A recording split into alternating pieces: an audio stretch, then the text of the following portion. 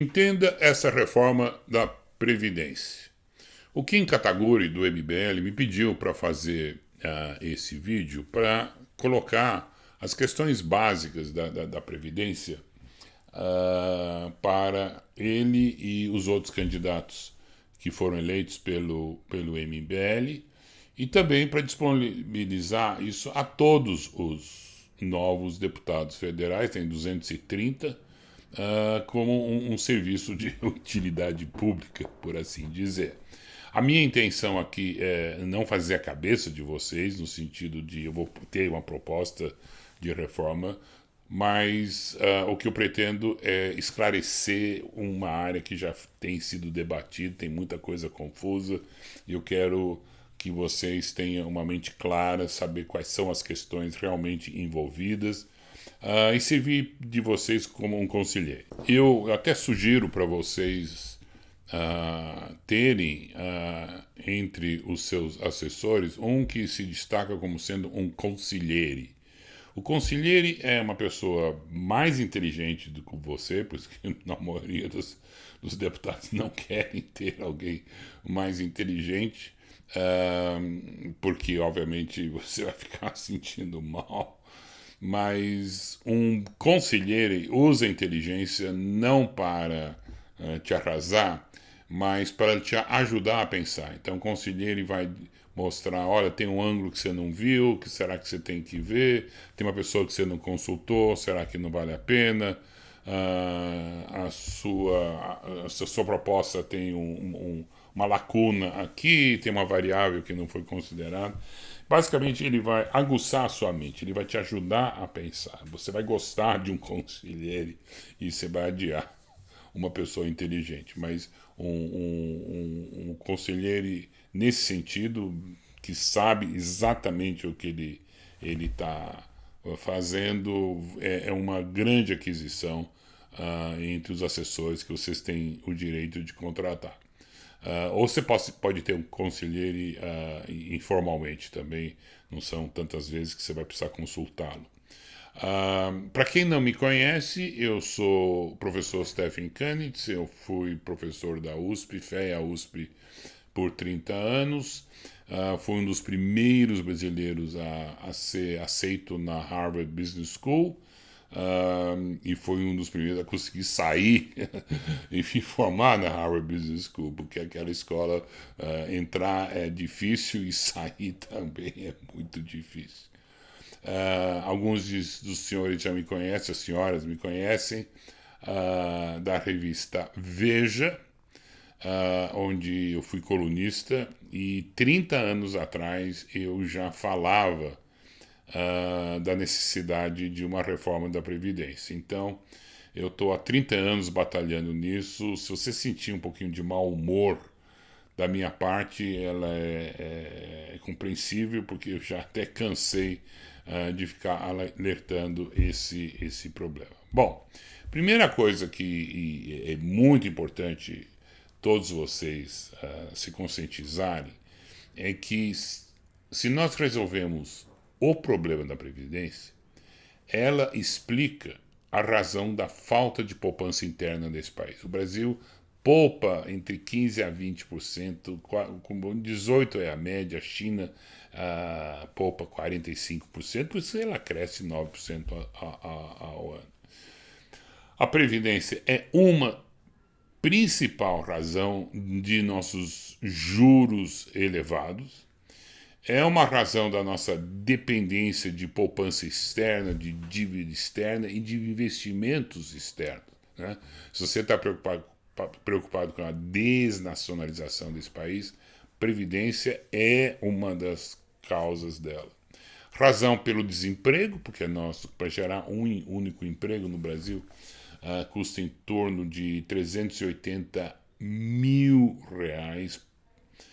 Alguns setores custa 2 milhões para gerar um único emprego. Isso é um outro assunto que nós vamos discutir numa outra ocasião. É a razão da violência, né, o desemprego, a falta de energia elétrica e a razão dos impostos elevados.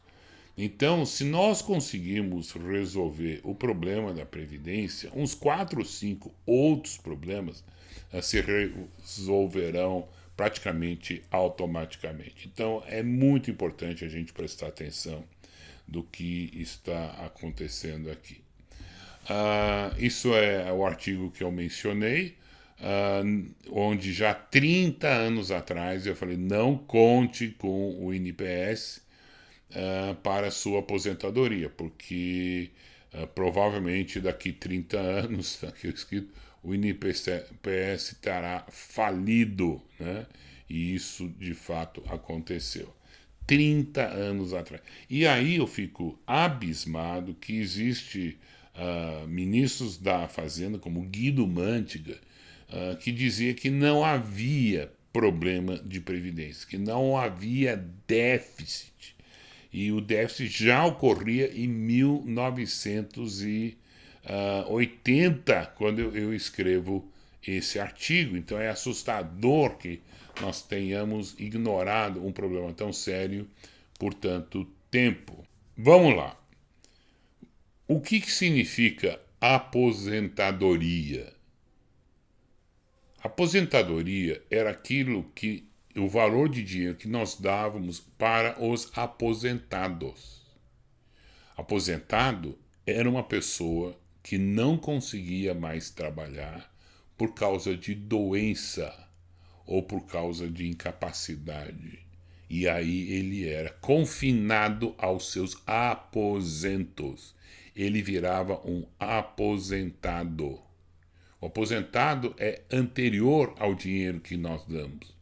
Essa era a ideia da direita, né? A Previdência foi criada por administradores de empresas em 1910, 1915, para manter uma certa fidelidade do trabalhador, que eles não eram muito fidedignos. O trabalhador americano trocava de emprego muito rapidamente, bastava você dar 5% a mais no salário que ele trocava de posição, especialmente se ele foi treinado pelo anterior. O conceito original de aposentado nos leva a duas constatações. Primeiro, o correto é: nenhuma pessoa que é capaz de trabalhar pode ser um peso para o resto da sociedade. Então, o correto na natureza é você trabalhar até morrer, praticamente. Mas a gente não faz isso. As pessoas que realmente não conseguem, que são os que são aposentados, recebem um benefício da sociedade. Então isso deve influenciar você na história de aumentar o limite de aposentadoria para 60, 65 ou até 70. Né? Porque muita gente de 70 consegue ainda trabalhar se quiser. E aos 45 ou 50, como muitos se aposentam aos 50, não faz muito sentido ser um peso à sociedade, a não ser que você tenha, durante o período de trabalho, acumulado dinheiro suficiente para não ter que trabalhar. Então não use a palavra aposentar, porque aposentar quer dizer outra coisa. Mas muitas pessoas, eu fui um deles, acumulei ao longo da minha vida o que me permite deixar de trabalhar depois de uma certa idade. Então esse é um ponto importante para lembrar. Segundo, que eu acho que ninguém está discutindo isso, é que se você deixa os seus aposentos, se você deixa de se aposentar e volta a trabalhar, você não tem direito a uma remuneração mensal. Porque o conceito básico de aposentadoria é suprir o único fonte de renda que você tinha, que era o trabalho. Se você não tem o trabalho, nós da sociedade vamos pagar por você.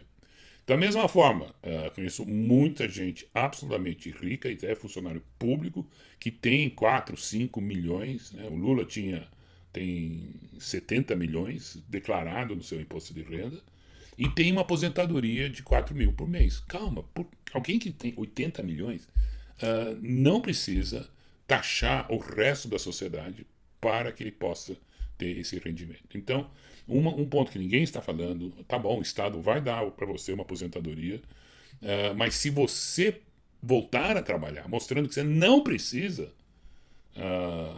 que você tem condições de trabalho, aí você, lamento. Então, a aposentadoria seria provavelmente,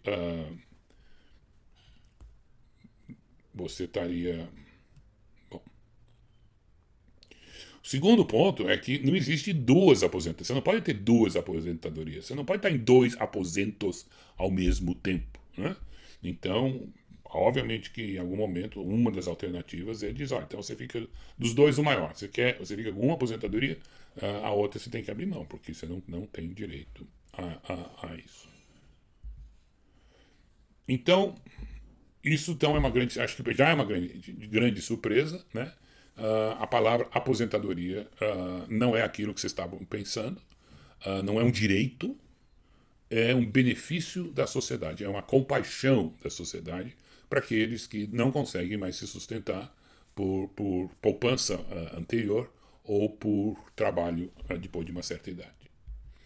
Uma outra questão importante que ninguém está discutindo é esse gráfico aqui que eu elaborei, que mostra os outros países como eles são. Japão, por exemplo, que é uma sociedade já relativamente velha, tem gastos de previdência de 6%. Né? E vai aumentando na medida que você vai ficando mais velho, o país como um todo ficando mais velho, obviamente os gastos de aposentadoria aumentam drasticamente. Os Estados Unidos, que tem uma população relativamente jovem, muito parecida com a nossa, nós somos mais jovens ainda, tem gastos de aposentadoria de 5%. Que também não sei se isso é o mínimo possível, também não sei se não tem sacanagens e coisas desse tipo nesses outros países.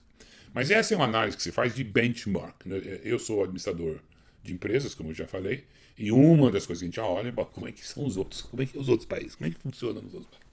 E aí mostra que os outros países têm gastos de previdência bem menores. Nossa idade média é de 26, 27 anos. Então, os nossos gastos, eu não consigo. Isso é uma previsão, isso a gente não tem, talvez. É em torno de 2,5%, eu já vi 3%, já vi 4%. É algo em torno daqui que é a nossa idade média. E, obviamente, ela vai aumentar à medida que nós ficarmos velhos. Mas, olha que interessante, não é isso que a gente gasta. Nós estamos gastando 12% do PIB para uma situação de país jovem. Nós somos jovens. Nós não deveríamos ter um problema na Previdência. Quando eu escrevi esse meu artigo 30 anos atrás, nossa idade média era 25. E estamos gastando 2. E já estávamos quebrados. Olha o que aconteceu que nós começamos. Bom, mas nós estamos gastando 12%. E pior, se vocês não fizerem a reforma da Previdência, ela vai crescer paralelo, obviamente, a essa curva e vai subindo 20, 25, até 25% do PIB. Mas o mais interessante é essa distância aqui. O que significa essa distância? Pessoal, significa que nós não temos um problema da Previdência, nós temos um problema de malandragem.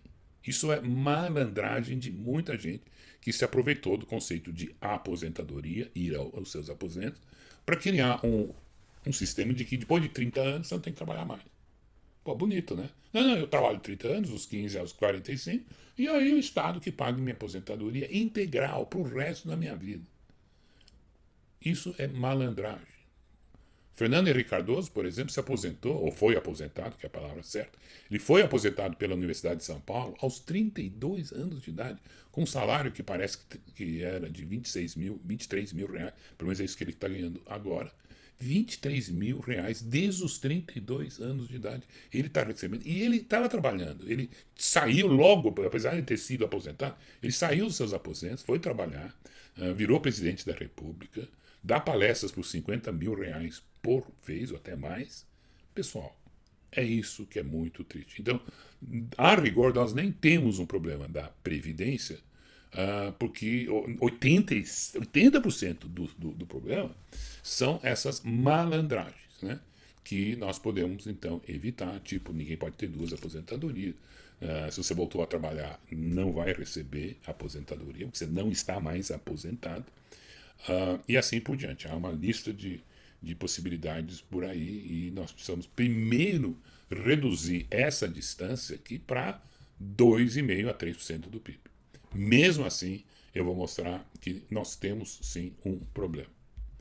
A outra coisa que é interessante é que o artigo 201 da nossa Constituição Federal foi alterada pela Emenda Constitucional número 20 de 1998.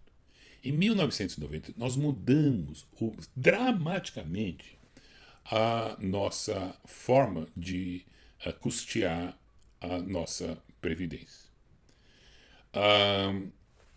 O artigo 5º dizia: a Previdência Social será organizada sob a forma de regime geral, de caráter contributivo e de filiação obrigatória, observados critérios que preservem o equilíbrio financeiro e atuarial. A palavra que foi, a PEC 20, incluiu essa frase que não existia antes: observados critérios que preservem o equilíbrio financeiro e atuarial. Essa frase não existia. Até aquele momento, a Previdência tinha só essa frase de filiação obrigatória. Olha que interessante, a nossa Constituição é um tanto inconsistente, porque nós temos, bem antes do artigo 201, um artigo que diz que ninguém é obrigado a se associar obrigatoriamente.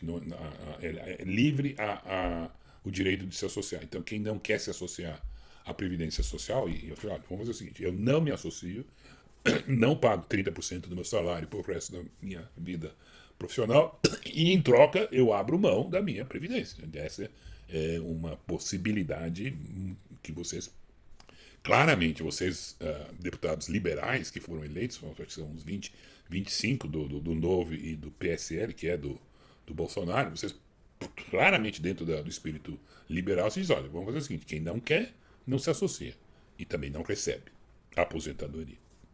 Agora, a palavra observar os critérios que preservem o equilíbrio financeiro e atuarial, obviamente requer um pouquinho de conhecimento para saber o que eles fizeram. Basicamente, o nosso sistema era de benefício definido, ou seja, você contribui por 30 anos, a gente não soma o que você contribuiu, a gente nem calcula quanto você contribuiu, basta contribuir um X% do seu salário, que é determinado em lei. E quando você tiver o direito à aposentadoria, ou por idade, ou por tempo de serviço, você tem um benefício já previamente definido, que basicamente é sempre o último salário que você recebeu. Então, isso está definido, independente de quanto você contribuiu ao longo da sua vida. Bom, isso é um cheque em branco, isso não pode acontecer. A Constituição não pode permitir que economistas façam um cheque em branco. Você não sabe quanto, não há cálculo possível. Então, em 98, se mudou a Constituição para um sistema chamado de contribuição definida. Então, o que fica definido é quanto você vai contribuir ao longo da sua vida profissional e não quanto que você vai receber. Qual é a segurança que você tem? Bom, que eles vão observar critérios que preservem o equilíbrio financeiro, ou seja, eles não vão gastar dinheiro, eles vão colocar num fundo financeiro que vai acumulando dinheiro e juros sobre juros, e juros sobre juros sobre juros ao longo de 30 anos, e vai ter um montante razoável. Que legal, então eu tenho uma massa de dinheiro poupado, eu mesmo poupei ao longo do tempo e está depositado no governo, e quando eu quiser me aposentar, ou quando a lei determinar que eu posso me aposentar, ou o meu cohort, que é aquela faixa etária que está se aposentando, a gente faz um cálculo actuarial, a gente vai ver, bom, qual é a expectativa de vida do Candidato agora que ele vai se aposentar. É muito mais do que a gente imaginava, houve um aumento da longevidade, sim, puxa, que azar. E aí se calcula quanto que aquele meu montante financeiro permite, dado os cálculos atuariais de quanto que eu vou viver, a benefício que eu vou receber. Então, esse não está definido, a não ser no momento em que eu me aposentar e com todo o dinheiro já arrecadado. Então, não há nenhuma incerteza para o governo desse fato. Não há uma dívida impossível de se calcular. Então é bem claro que o equilíbrio financeiro é o fundo de pensão, né, que nós criamos, e o cálculo atuarial no momento da, da, da aposentadoria.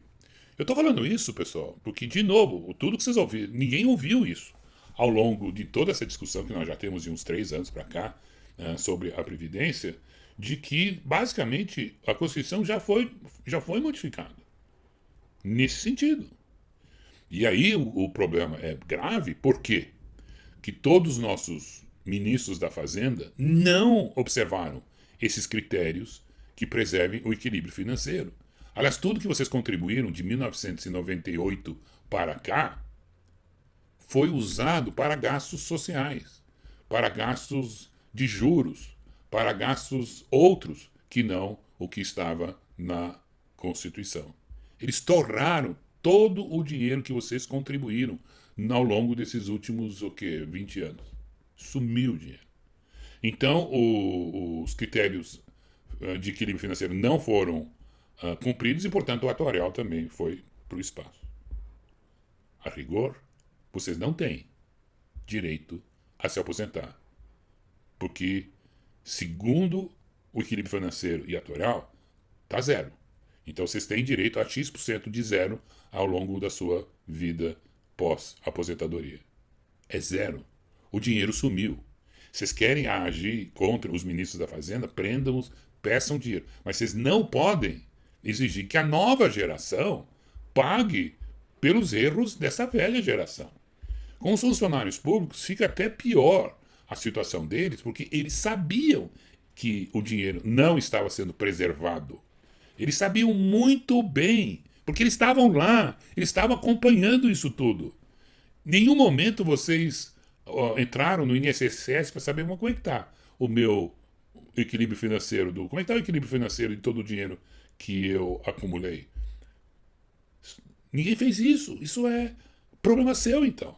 Se você foi imprevidente, né, com os liberais aí vão rir na cara, porque, tá vendo? Se fôssemos liberais, você teria você mesmo feito um fundo de pensão privado, você teria olhado com muito mais cuidado onde é que está o dinheiro, se teria feito auditoria, se teria cobrado, e não desse jeito onde foi estatizado e o Estado simplesmente torrou o seu dinheiro. Então, há uma corrente, e eu sou uma delas, que diz, olha, nem precisamos fazer uma reforma da Previdência, porque está aí. O que basicamente essa emenda de 98 está dizendo que você tem que preservar através de um fundo de pensão, é o sistema de capitalização, basicamente, que vocês já sabem o que quer dizer, que mantém, então, o equilíbrio financeiro, não gastando e torrando e fazendo um cálculo atuarial no dia da aposentadoria. Então, seguindo por aí, nem há muita discussão necessária na questão da Previdência. E aí vem uma parte que é muito, muito triste, porque a esquerda, basicamente, acha de que a Previdência é um direito adquirido. Então, lamento, o dinheiro pode ter sumido, mas é um direito adquirido. Nós vamos tirar da educação, nós vamos tirar da saúde, nós vamos tirar de algum lugar, nós vamos tirar dos militares e nós vamos, então, pagar, queira ou não queira, todos esses velhinhos que não foram previdentes. Né? Agora, Friedrich Hegel, no seu livro A Filosofia do Direito, tem uma frase que eu acho que é essencial para essa questão, que é: você só tem direitos adquiridos sobre bens. Você tem direitos adquiridos sobre a casa que você construiu, o dinheiro que você poupou ao longo da sua vida, mas ninguém tem direitos adquiridos sobre seres humanos. Ninguém tem direito adquirido sobre seu próprio filho, exigindo que ele então contribua 30%, 35%, agora 40% do seu salário para pagar a velha geração imprevidente, que viu tudo isso e não fez nada. Há 30 anos eu estou falando isso e ninguém absolutamente se tocou. Só agora, nos últimos 3, 4 anos, se fala nisso. Isso é muita incompetência. É muita incompetência. E direito adquirido você não tem, meu filho. Desculpe, aliás, meu velhinho. Você não tem direito adquirido sobre o rendimento futuro dos seus filhos. O rendimento futuro dos seus filhos pertence aos seus filhos e não a você, em nenhum momento. Então, desculpe, você vai ter que voltar a trabalhar.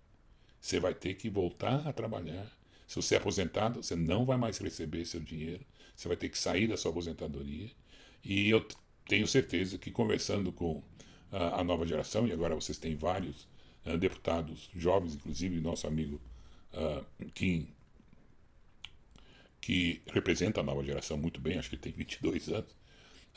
Eu tenho certeza que conversando com a nova geração, eles, por compaixão,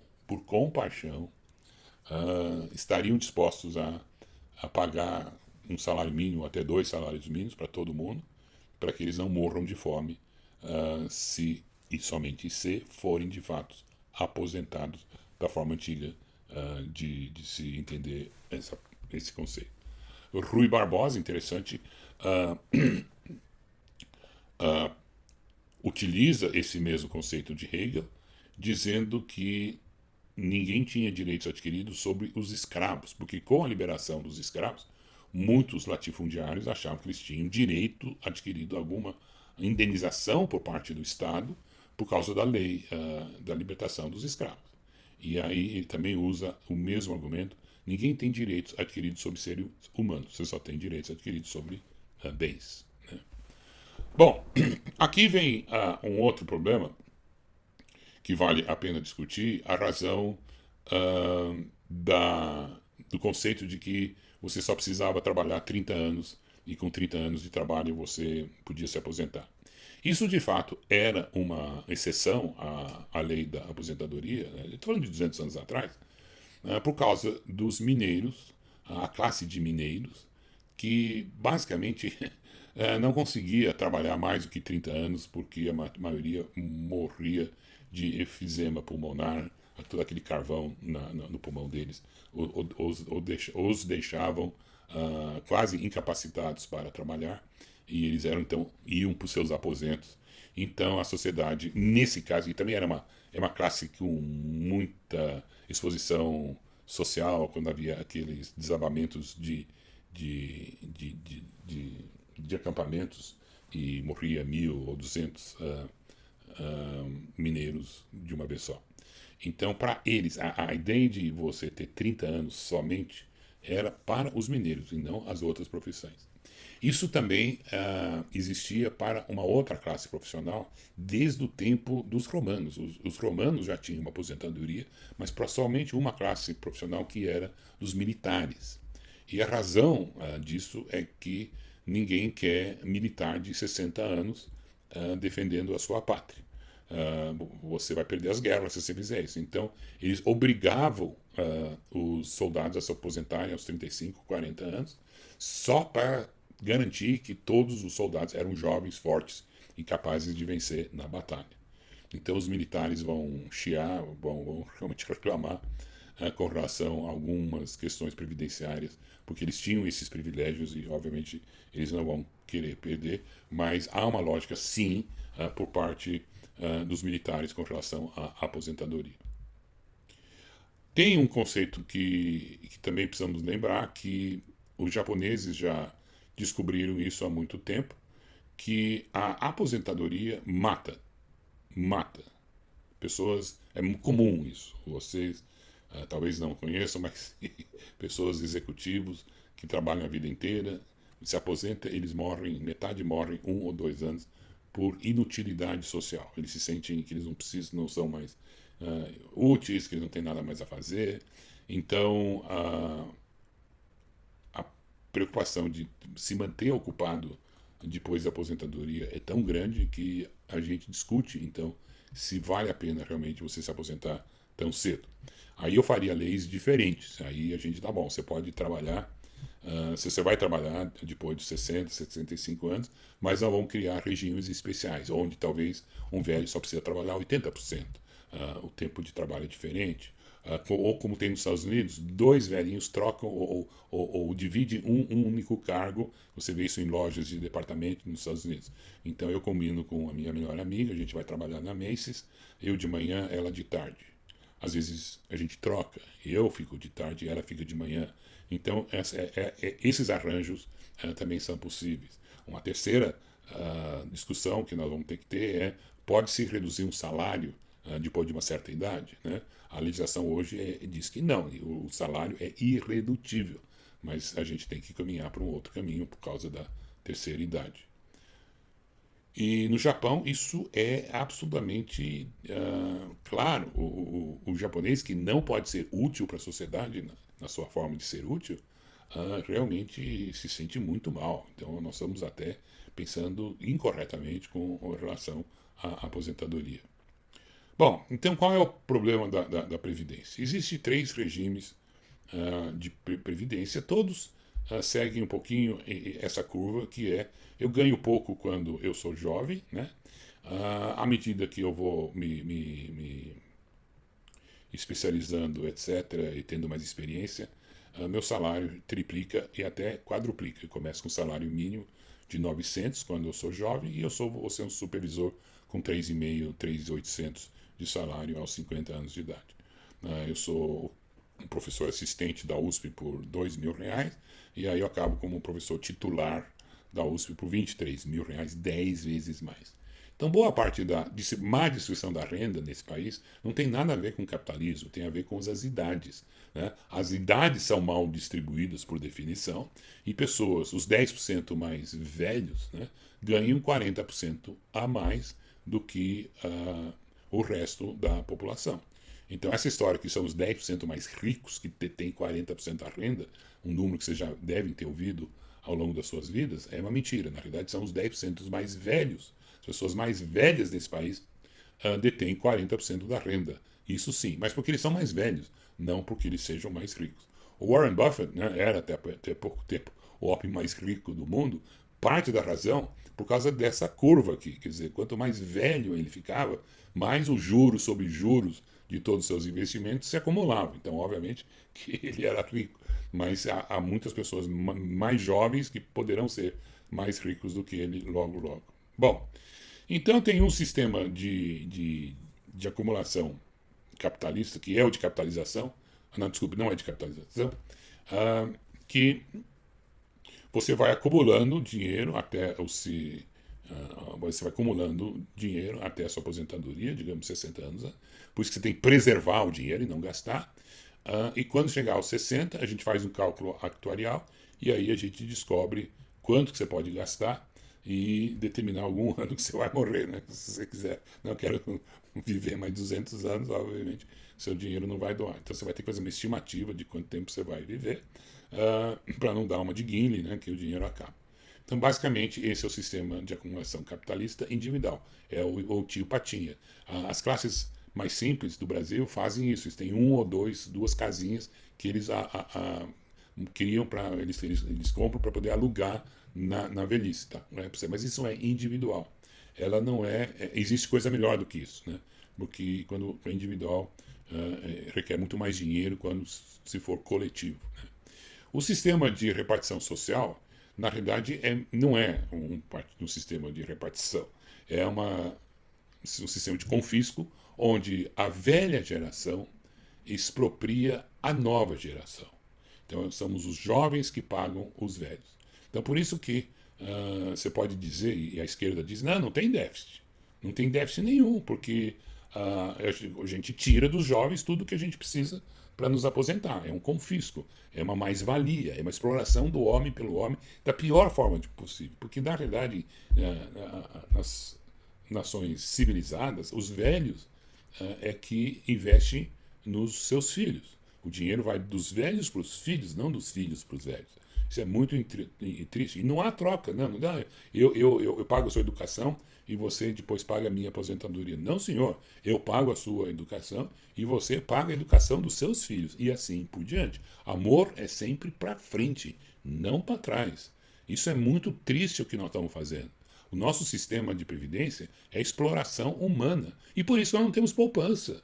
Por isso que os jovens que deveriam estar poupando nos seus fundos, preservando seus fundos financeiros, elas não existem. Esses fundos financeiros daria isso de poupança para o Brasil. Olha que maravilha, um crescimento sensacional. Nós teríamos, em vez de zero acumulado, trilhões, 5 a 6 trilhões acumulados, que aí financiaria as empresas, financiariam nossas estatais, reduziriam a taxa de juros, reduziriam o nosso desemprego e assim por diante. E o grande problema do sistema de repartição socialista é que, em 1940, o número de jovens era 30 vezes o número de aposentados. Então, custava mais ou menos 3%, né? Isso não é o cálculo certo, mas é só para te ajudar. Com 3%, tirando 3% dos jovens, eu poderia pagar todos os velhos. Agora, nós estamos tirando 63%.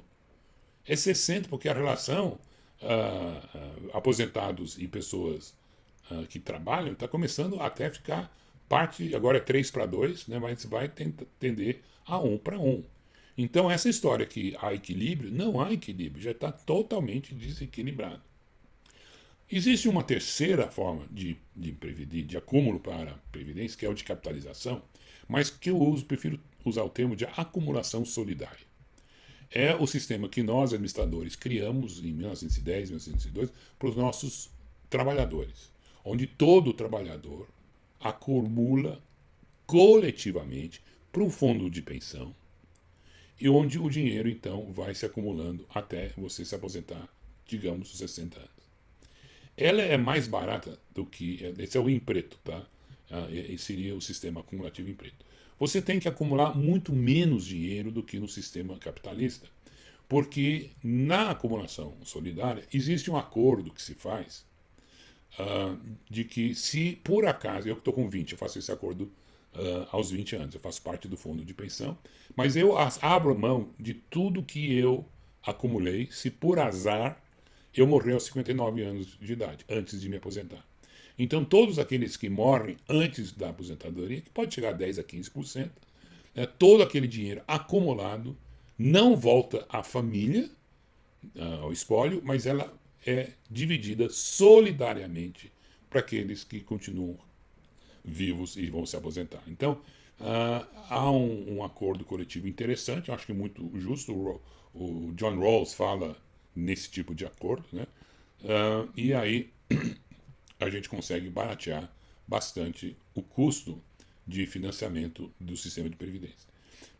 Por esse rateio dos 15%, e dois, pelos juros acumulados, juros sobre juros, que não existe no sistema socialista. No sistema socialista, já que é, por definição, anticapitalista, não há acumulação de capital, não há acumulação de juros sobre juros, e ela sai muito mais cara, ela sai caríssima a longo prazo, né?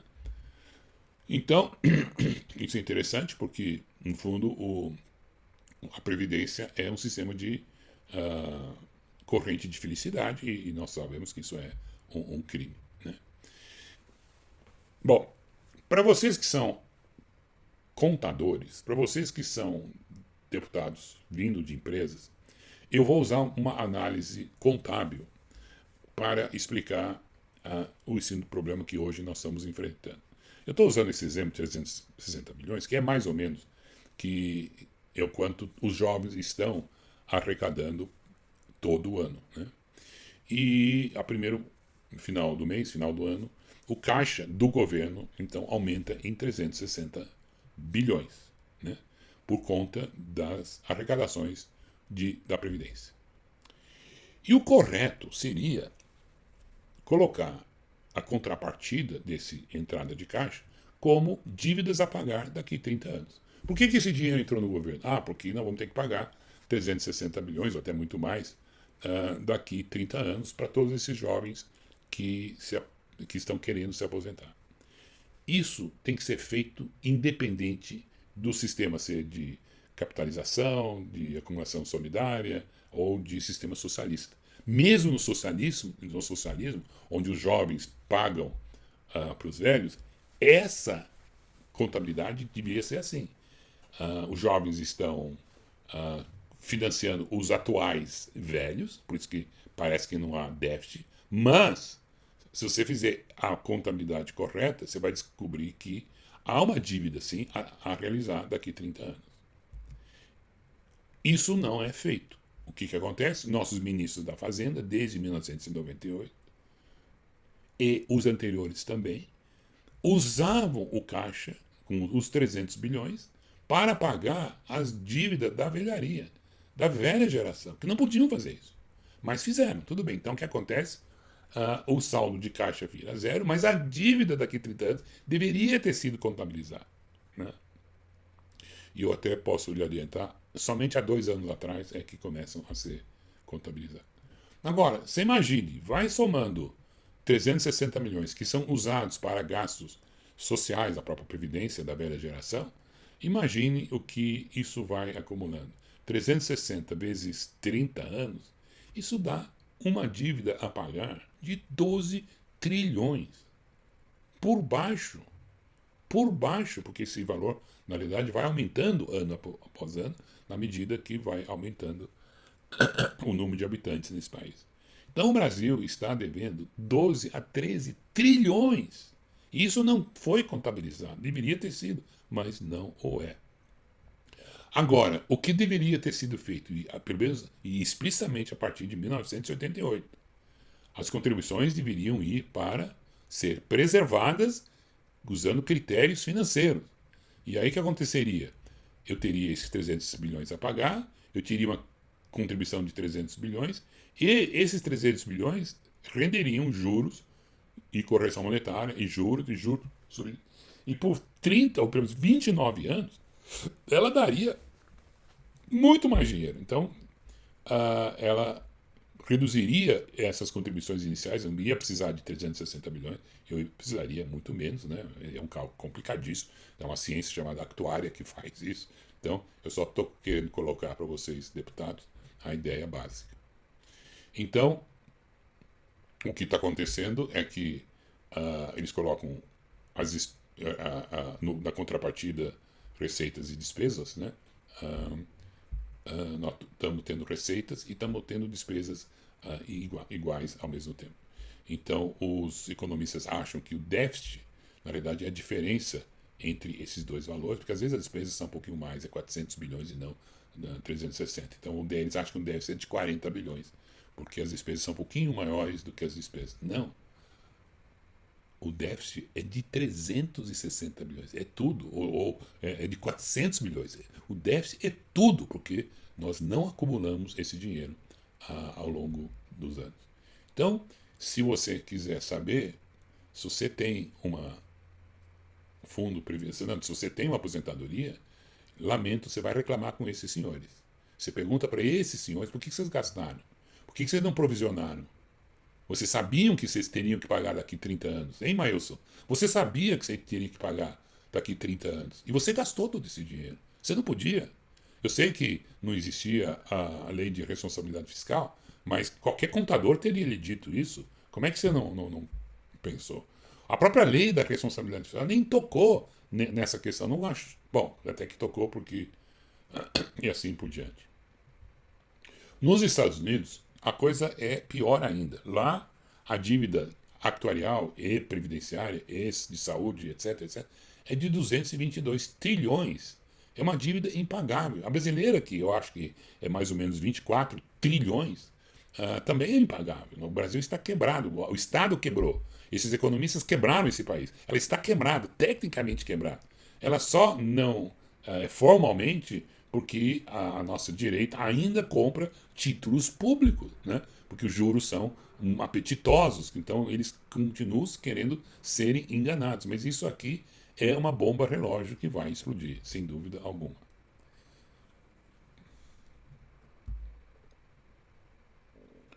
Então, esse Lawrence Kotlikoff, se você quiser saber um pouquinho dos Estados Unidos, ele também está falando isso há mais de 20 anos. Eu adoro, ele tem vários argumentos interessantes e nós precisamos chamá-lo um dia para o Brasil para ele nos ajudar a discutir melhor essa questão. Então, vou fazer uma pesquisa para vocês, eu já falei demais. Vou fazer um teste para vocês entenderem. Isso aqui é uma economista de esquerda, Maria Conceição Tavares. Ela é adorada por todos os economistas brasileiros. E ela tem 4 aposentadorias. 4. É de um mau caratismo a toda prova. Ela sabe do que se trata e, mesmo assim, ela acha que ela pode ter 4 aposentadorias, porque ela acha que ela tem direito aos 4 que ela contribuiu. Não, minha senhora. Isso aqui é socialismo. Você contribui com 4 porque você é rico, você está ganhando uma fortuna. E os ricos têm que pagar pelos mais pobres. Mas você só está pagando por uma aposentadoria. Você não tem direito a 4 aposentadorias. Então, a minha pergunta é o seguinte: ela tem direito a 4 aposentadorias ou a uma única aposentadoria? O que vocês acham? Bom, eu até adiantei um pouquinho a resposta, mas na realidade, nenhum nem outro. A Maria Conceição Tavares tem direito a nenhuma aposentadoria. Porque ela sabe que todo o dinheiro que ela contribuiu para a aposentadoria dela sumiu. Seus alunos o usaram o dinheiro dela, sumiu. Ela tem direito a 0, porque tudo que ela contribuiu foi para o ralo. Lamento, a senhora vai ter direito. Fala com Kim Kataguiri, talvez lhe dê 1 ou 2 salários mínimos para você. Mas você tem um apartamento no Leblon, né? Não, desculpe. Primeiro você vende o seu apartamento em Leblon, que deve valer uns 5, 6 milhões. Depois, se aquilo não der certo, não der, você está com 105 anos de idade, aí você fala com Kim Kataguiri e ele vai te dar 2 salários mínimos. E o artigo 5º da Constituição Federal é interessante. Ninguém poderá ser compelido a associar-se ou a permanecer associado. Ninguém poderá ser obrigado a se associar ou permanecer associado se não for de sua vontade. Então a Constituição brasileira é bem clara. Não há necessidade de você fazer parte da Previdência, se você não quiser. E se você não quiser, obviamente você não terá o direito a se aposentar ou ter nenhum benefício da sociedade. Isso está assinado e assim e pronto.